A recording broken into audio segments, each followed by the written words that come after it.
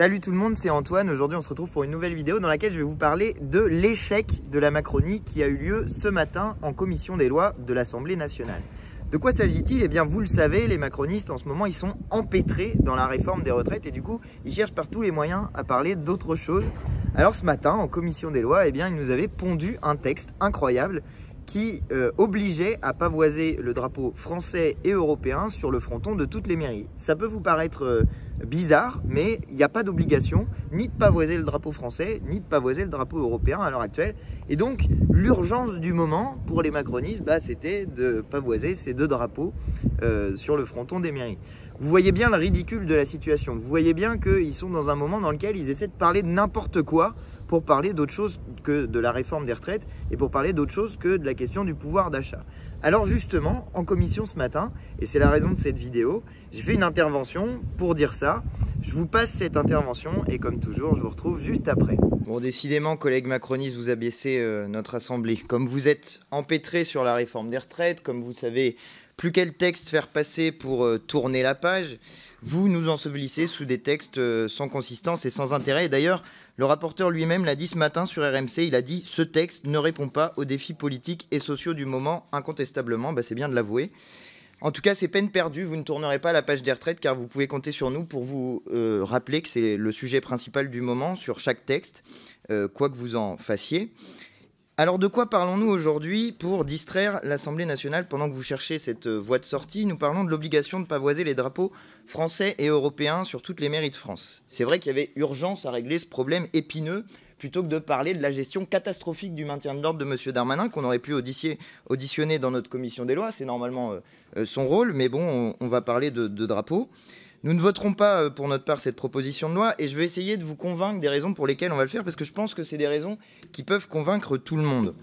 Je ne vais pas revenir sur la question de l'Union européenne. En fait, il n'y a qu'avec la Commission européenne que vous soyez honnête parce que quand vous avez envoyé le programme de stabilité 2022-2027 à Bruxelles, vous avez affirmé que vous feriez de nouveaux cadeaux aux entreprises avec la suppression de la CVAE et vous disiez tout en garantissant la soutenabilité de nos finances publiques via une maîtrise de la dépense publique sur tous les secteurs et vous ajoutiez une réforme des retraites contribuera notamment à cet objectif. Donc finalement, c'est bien utile l'Union européenne parce qu'au moins avec elle, vous êtes honnête et ça permet aux Français de savoir ce que vous faites réellement dans votre politique. Alors, voici 3 arguments pour vous convaincre. Premièrement, le drapeau européen était contenu dans le traité constitutionnel européen de 2005, qui a donc été battu par référendum. Et quand Nicolas Sarkozy a fait le traité de Lisbonne, il a explicitement dit qu'il retirait les symboles européens, précisément pour cette raison-là, précisément parce que donc ils avaient été battus par référendum. Donc, collègues républicains, j'espère qu'il vous reste encore un peu de sarkozysme et que vous suivrez en quelque sorte ce qui avait été fait à l'époque.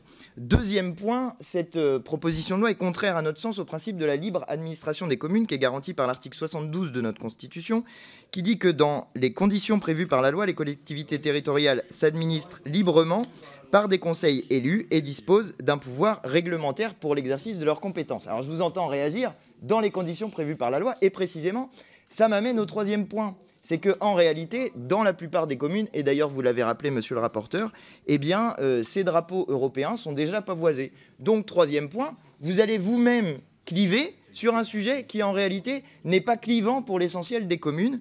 Et d'ailleurs, je crois que vous êtes assez rendu compte du ridicule de la situation parce que vous nous avez dit que vous alliez proposer un amendement pour que finalement ça puisse être pavoisé dans d'autres endroits que le fronton parce que après tout, c'est un peu compliqué dans les mairies où il n'y a qu'un seul mât pour tendre le drapeau. Eh bien, il va falloir faire des dépenses supplémentaires pour pouvoir en poser 2. Alors voilà, on en est à ce niveau-là de ridicule. Et maintenant, il me reste du coup un dernier élément à aborder parce que comme vous aimez parler des symboles, je vais vous rappeler l'origine de ce drapeau européen.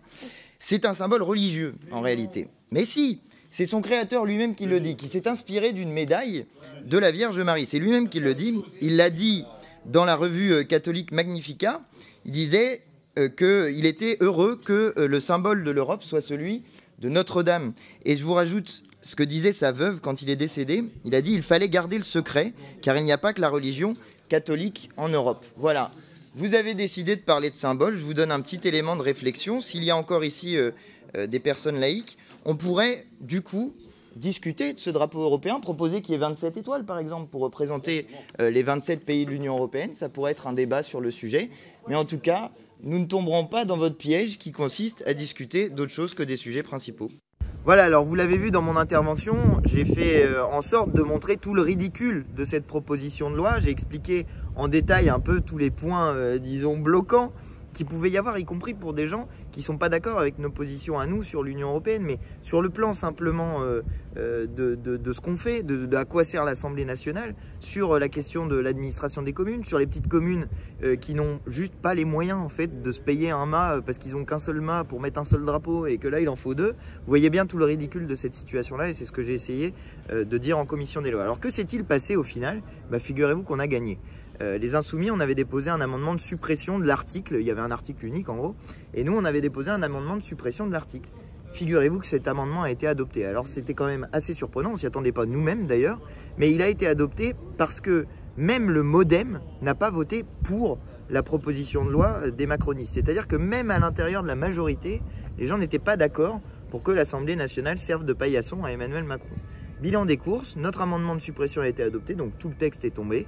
Et on s'est retrouvé dans la situation où non seulement on avait pu dénoncer le fait qu'ils faisaient n'importe quoi avec l'Assemblée nationale, mais qu'en plus ils se sont pris une tôle sur le sujet, ce qui leur fait pas de mal et qui leur apprend que l'Assemblée nationale n'est pas un paillasson et que pour ce qui nous concerne, ils ne tourneront pas la page de la réforme des retraites. On continuera à en parler à chaque fois, à chaque texte, à chaque fois qu'on a un petit micro-truc pour y intégrer ça, et on continuera à parler de la réforme des retraites. C'est la raison pour laquelle je vous appelle vous aussi à rester très solide dans la bataille sur le terrain contre la réforme des retraites et notamment à continuer toutes ces opérations de casserolade contre les ministres de Macron et contre Macron lui-même s'il venait à s'approcher de chez vous. Voilà ce que je voulais vous dire, j'espère que cette vidéo vous a plu. Je vous invite comme toujours à vous abonner à ma chaîne YouTube si vous regardez ça sur YouTube ou à ma page Facebook si vous regardez ça sur Facebook.